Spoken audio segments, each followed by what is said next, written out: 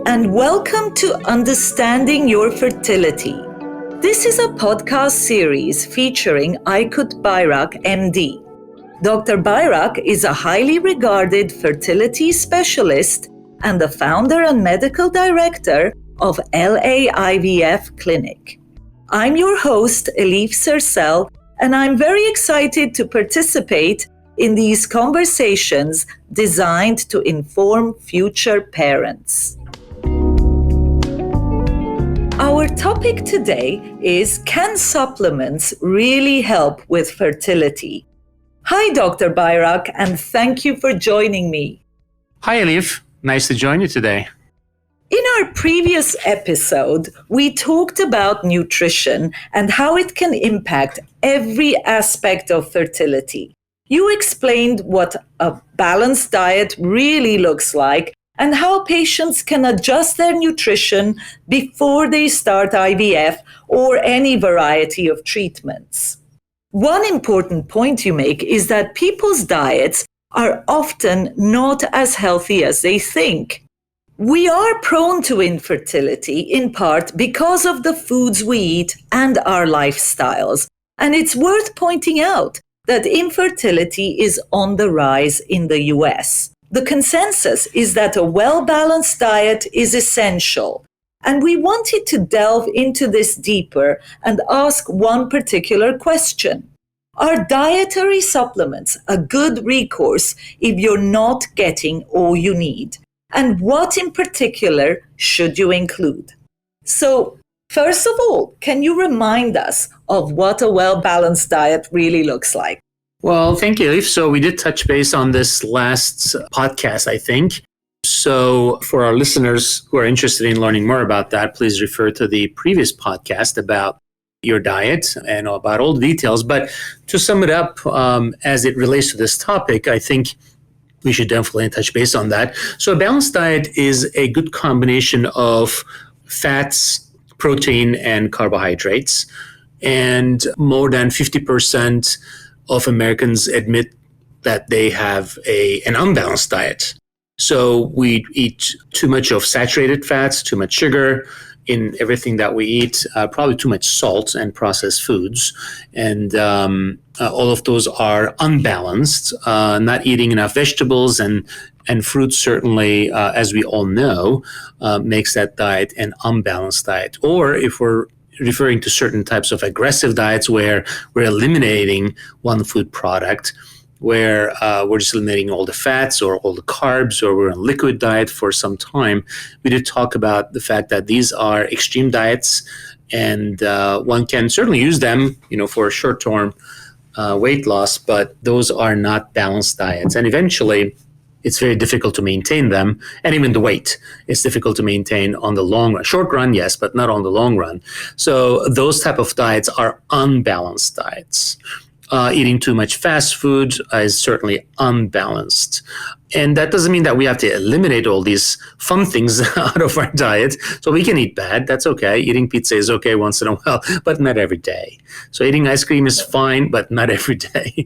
So we just have to understand that what we're saying here is not eliminating certain things, but rather limiting it and limiting the portion. So a balanced diet, once again, refers to a healthy combination of proteins and carbohydrates, and mostly unsaturated fats, because saturated fats are not good for our cardiovascular system. They can cause inflammation, just like excessive sugar. And at the end, they will both cause obesity, which will cause chronic inflammation and disease, infertility, and all types of abnormalities. So balanced diet really refers to what we just said. And once again, in the previous, I think, podcast, we did cover a diet quite a bit. And because we have such an unbalanced diet, we oftentimes have to supplement it. And that's why I think the topic today is really an important one that everybody's interested in. I oftentimes get questions almost every day from patients: what should I eat? Should I drink coffee? Should I not have a glass of wine at all? These are very, very common questions. Should I take supplements? Which supplement should I take?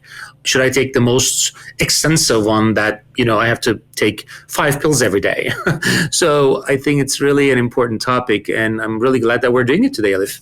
I couldn't agree more, but I'm a little concerned because that means that with all the pizza and, burritos that I eat, I guess just taking a multivitamin is not quite going to make up for that imbalance. Am I correct? Right. No, I mean, we don't want to, take the fun out of your lifestyle. So you can eat burritos. That's okay. But that doesn't mean that you have to eat burritos every day and then take supplements on top of that, and you're going to solve the problem. I think the important thing is to really balance our diet most of the time. And nobody's perfect. We're not going to have a perfect diet every single day. That's not even possible, I think.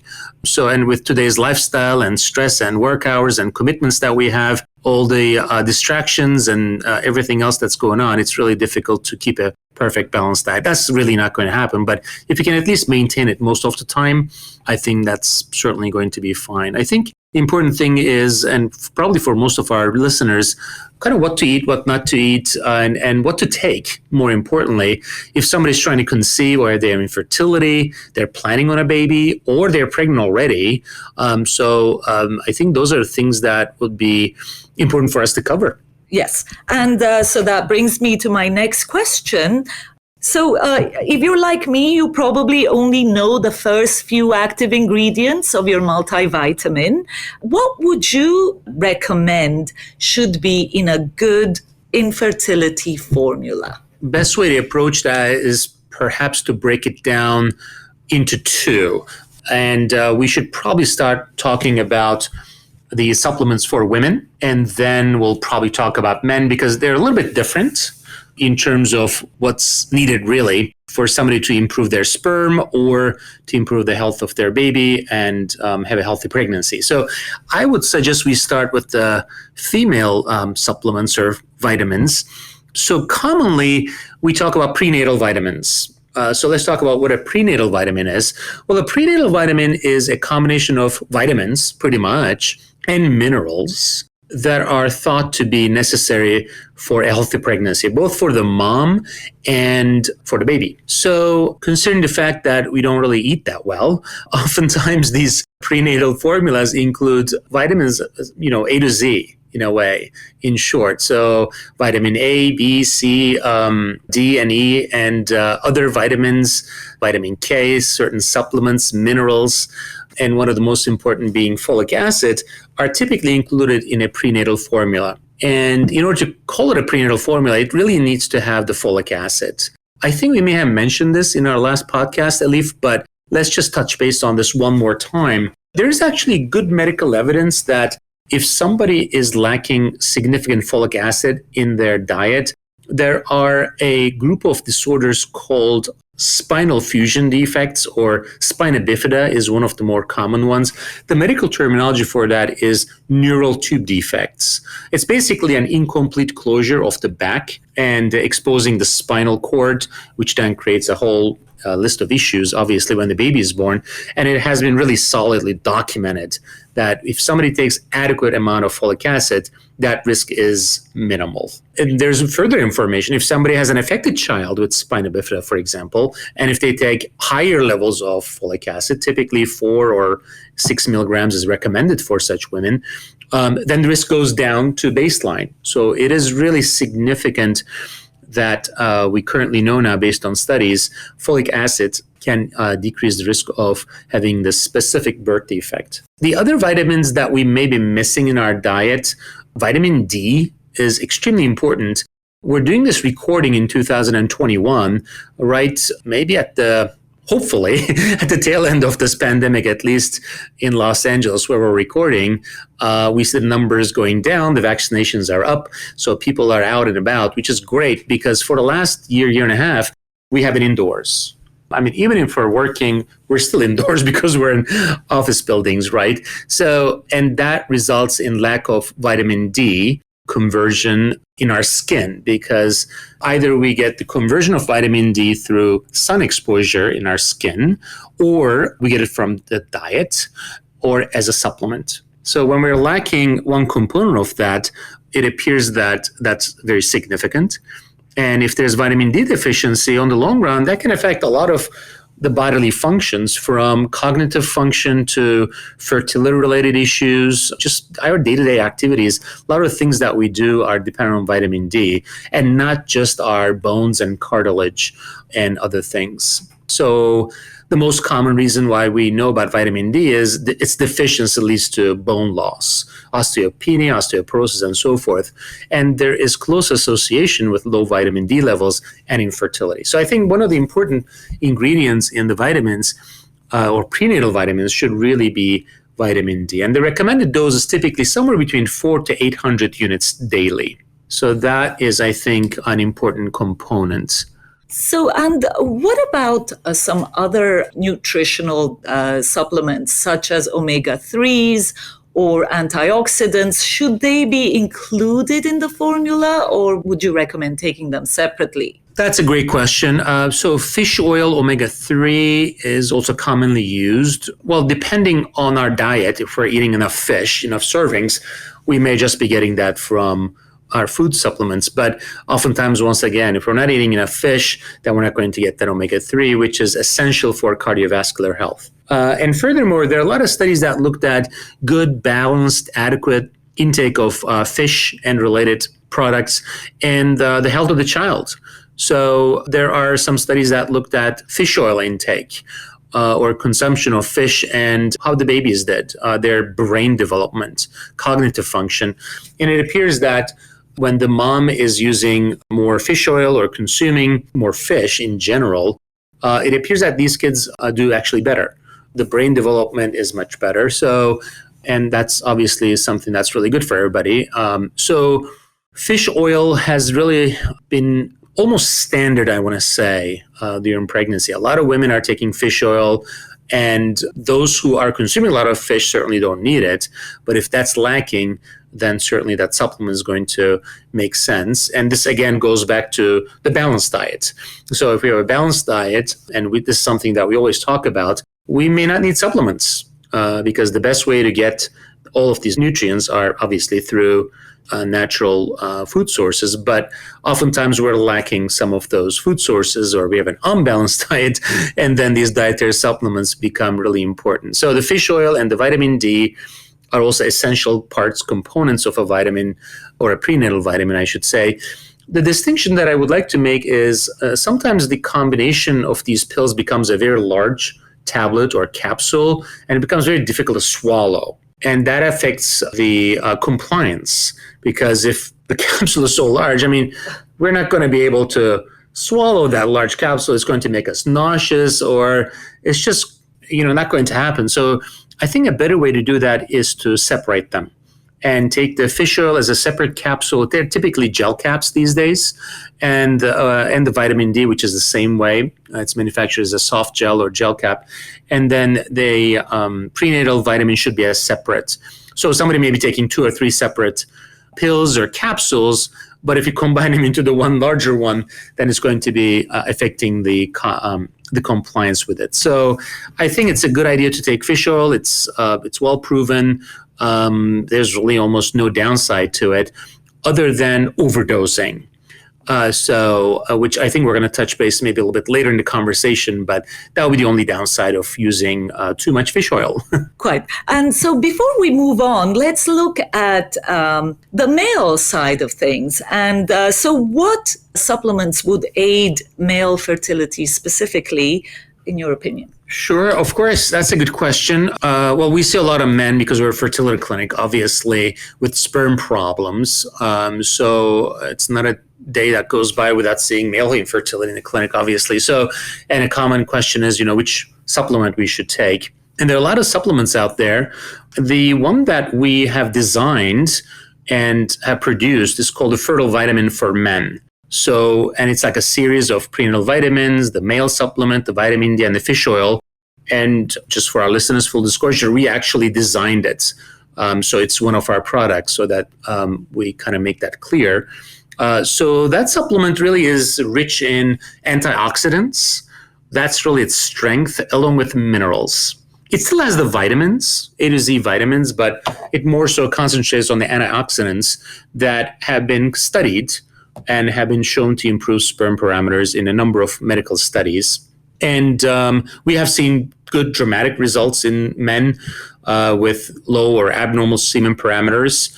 And when men use these supplements, we always tell them to not just rely on the supplement only, but rather to change their lifestyle. If they're overweight, they have to lose weight. If they have bad habits like smoking or drinking excessively, they have to fix all of that. So just because we're taking a dietary supplement doesn't necessarily mean that everything's going to be corrected and everything's going to be perfect. So it's obviously a holistic approach in the sense that it's a combination of lifestyle modification, getting rid of bad habits, maintaining a good body mass index, and still improving the diet. So for men who have abnormal semen parameters, I typically tell them to consume more berries.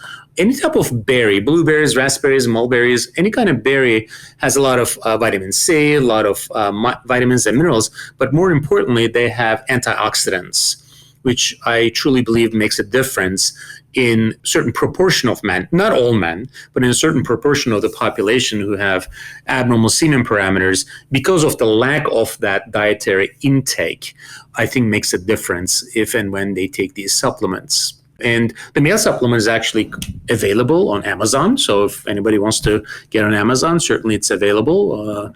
Oftentimes just a couple of clicks away, as we all know these days. Actually, it ties in with my next question. So do you feel that taking supplements can be a substitute for fresh foods? You talked about berries. So if you were to take an antioxidant in tablet form, is it the equivalent of eating, a couple handfuls of blueberries, for example? Right. That's also a common question from men. And they say, can I just pop this pill and still eat bad? The answer is no. The dietary supplements are good. It's just that, we can't be using them forever. If somebody's at age 40, their life expectancy is 80 or 85 plus or whatever it is, we can't just put them on vitamin supplements for the rest of their life. So they still have to balance their diet. I mean, it really goes back to balancing the diet. And these supplements, even the prenatal vitamins, in my opinion, their use is really for a short period of time, just to kind of bridge that gap in a way between that lack of intake of these essential supplements and nutrients and so forth, and kind of going over that hump and making sure that we establish a good fertility, good sperm, good egg quality and pregnancy. But the ultimate goal is really to go back and improve the diet. So the supplements do not really substitute for a good diet, but as they are labeled, they are dietary supplements. So they cannot replace a good diet. They never do. But we also have to understand the other side of the story where some people just really truly need these supplements because their diet is just not as good as it should be. So oftentimes than not, people do need these supplements at the end. Same thing goes for prenatal vitamins. Maybe if somebody has a perfect diet, that person probably doesn't need prenatal vitamins. If somebody is eating good amount of vegetables, fresh fruits, and salads every day, balancing a nice diet with protein and some carbohydrates maybe for dinner, probably that person doesn't need prenatal vitamins, right? So if somebody takes extra prenatal vitamins on top of a perfect diet, is there really a benefit? I don't think there is, actually. So I wouldn't say it's for everybody, but I think it is also standard. And, when your friend is pregnant and she's taking prenatal vitamins and you don't, well, it's going to make you feel bad and you want your baby to be healthier, right? So that's why I think it's common practice still to take vitamins. They're fairly affordable these days, whichever brand you take, and the risk is minimal to none. So that's why I think it has become standard management. There's one more topic I wanted to look at briefly. So there's a connection maybe between infertility and toxins. And some studies have even shown that pesticides and phthalates affect sperm count and so on. And maybe that's partly the reason for this boom in organic foods. Do you think supplements offer a sort of purer, more controlled solution? I think to a certain degree they do. So I think the core issue is treating the underlying issue, which may be the exposure or, as you said, the pesticide use in agriculture and its effect, especially on men which is probably easier to study, which has been very dramatic for the last 30 to 40 years. The average sperm numbers have been going down dramatically over the last 40, 50 years. So that has been well documented. And that's probably due to all the preservatives in our foods and everything that we put in the canned foods and the jars and the pesticides and so forth. And certainly organic foods are the way to go. There's no doubt about that. But it's also a question of economics, because organic foods are certainly more expensive and not everybody can afford them. So whereas it's very helpful and we should all be eating organic, it may not really be possible for everyone. So we kind of have to be honest and aware of that as well. And I think overall, even if it's not organic, we can still pay attention to how fresh the food is. And just by cooking at home, as opposed to ordering, something fried, which is nice and easy. And I think we all do that sometimes. But if you're doing that on a regular basis, then I think we're probably harming our body more so than getting nutrition. So I think it's important that way. And some of those negative effects can probably be temporarily treated with these supplements, or things that we're lacking. We can probably put that back into the body. It almost becomes a replacement therapy. You don't have it in the food and you're just taking a pill for it. But we should not try to treat something that we can actually solve by improving the diet. Because if the issue is the diet, we don't want to try to solve the side effect of the diet or the adverse event by taking a pill for that. So that's probably not a good way to solve it. On the short run, yes, I think that would solve the issue. On the long run, we have to treat the root cause of the problem. And that's something that has been our philosophy in our clinic. As you know, we always want to identify the underlying issue and treat the root cause rather than just popping some pills and calling it a day, which is probably not healthy. I think earlier on when we were talking about the prenatal vitamins, I wanted to mention something that just came to my mind, which is iron, which is very important for women during pregnancy. And I think we did not talk about that. Yes. Correct me if I'm wrong. So yes. I think we should mention that. So during a normal pregnancy, the blood volume goes up almost up to 50%, which means that we have to build red cells, and red cells are built in part by iron. And if iron is missing already in the diet, or if it's missing in the food supplements and our regular diet, then we have to supplement iron.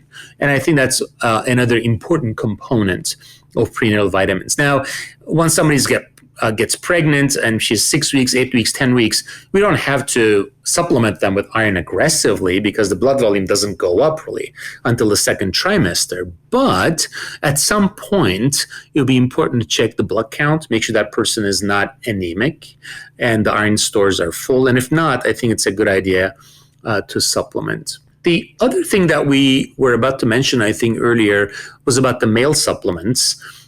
Certain ingredients, and this we can talk about this in another 2 hours. Obviously, it's a broad topic, but a few of the antioxidants that we believe that are really important are, for example, carnitine.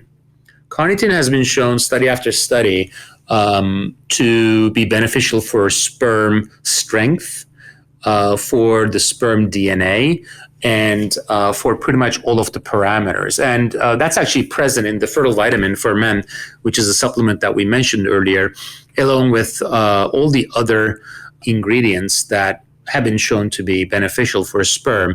So I just wanted to mention those two important ingredients that are probably a must in the male and the female supplements.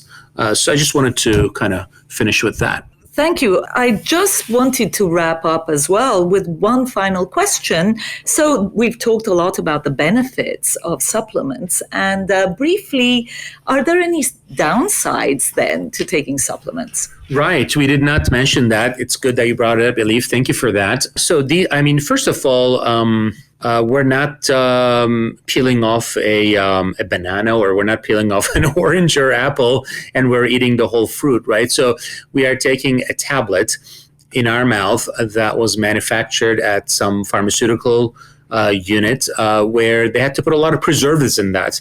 They have to coat it so that it stays at room temperature for a year or two, right? So those ingredients potentially can, create issues on the long run if we're on these supplements for a prolonged period of time. So for the short term, it's probably not that harmful, but on the long run, should we really be taking pills forever? And the answer is no. So once again, we're going back to the same thing of balancing our diet, and that's probably the best way to get the nutrients. The one other thing that I oftentimes see is I see patients taking multiple prenatal vitamins or multiple supplements because their OBGYN gave one, and then their friends were taking one, and then they went to an expert in maybe herbal medicine, and they said, oh, you should take these. But eventually nobody told them that you should not take them all at the same time and one should replace the other. And sometimes I do see patients taking 2 separate prenatal vitamins and all kinds of supplements on top, which clearly is excessive. And as a matter of fact, if somebody's taking excessive vitamin A, depending on the dose, that actually can be harmful to the baby. So on one hand, we're trying to accomplish a good nutritional balance, and we're taking prenatal vitamins to have a healthy pregnancy and outcome, or maybe improve our fertility for that matter. But on the other hand, if we're going to the other extreme, we may actually potentially be causing some harm. And we absolutely do not want to do that. Same thing goes for men. Sometimes men take excessive vitamins and supplements. Some people take certain supplements that may actually affect their sperm. There's also the misconception and perception that sometimes people need extra testosterone. So people take testosterone to improve their sperm, which is just the opposite of what we should do, because that'll actually kill the sperm. It's a male contraceptive. So, but in any event, let me stop there, and we can probably visit this in the future because it's such a broad topic. But thank you so much, Elif, for bringing such great points. I appreciate it. Thank you so much. Well, we'll have to end on that cautionary note, but thank you, Dr. Bayrak. I feel I learned a great deal, and I hope our listeners did too. For more information on this and any other questions you might have about fertility treatments, please visit laivfclinic.com or follow us on Facebook and Instagram at LAIVF Clinic. Thank you for listening.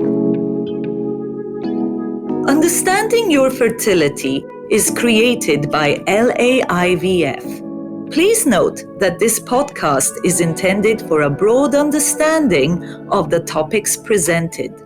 It is not a substitute for the medical advice or care of a physician-patient relationship. Podcast listeners should always consult with their healthcare provider regarding any medical condition that requires professional attention. Follow us on Facebook, Instagram, and Twitter. If the information on this podcast was useful to you, please feel free to share it.